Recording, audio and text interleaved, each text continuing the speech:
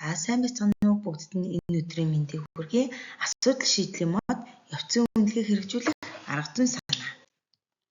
Зорилго маань асуудлын мод нь асуудлаа тодорхойлоод шийдлийг олж харах. Шалтгаан үр дагаврын холбоог харах. Иргэний боловсрал Монгол хэл хүн ба нийгмийн хичээлүүдэд хэрэглэхэд хамгийн тохиромжтой арга зүй юм аа.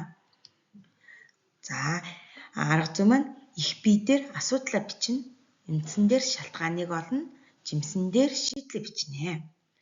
За асуудал шийдлийн маань мод нь гол хэсэг дээр их бие хэсэг дээр гол асуудлаа бичнэ. За өнөөдрийн сэдв маань манай анги хогтой байна. За хогтой байгаа үндсэн шалтгаан нь юу юм бэ гэвэл зарим хүүхдүүд цаасаа шидэд байна. Жижүүр цэвэрлээгүй, багш хэлээгүй гэсэн шалтгаанууд байна. За тэгвэл энэний үр дагавар нь юу юм бэ? Анги хогтой байх юм. Анги муухай харагдана. Мөн өвчин тусах магадaltaй бохир ангид суугаад байвал. За тэгвэл жимсэн дээр энэ асуудлыг хэрхэн шийдэж болох вэ? Шийдлийг бичнэ. За цэвэрлэгээ хийх, цаасаа дахин ашиглах, хогийн савнд хийх гэмтэр ингээд асуудлуудаа бичиж шийдвэрлэж болно гэсэн.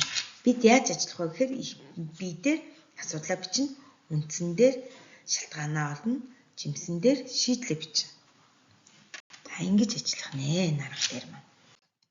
Анхааран сонссон танд баярлалаа.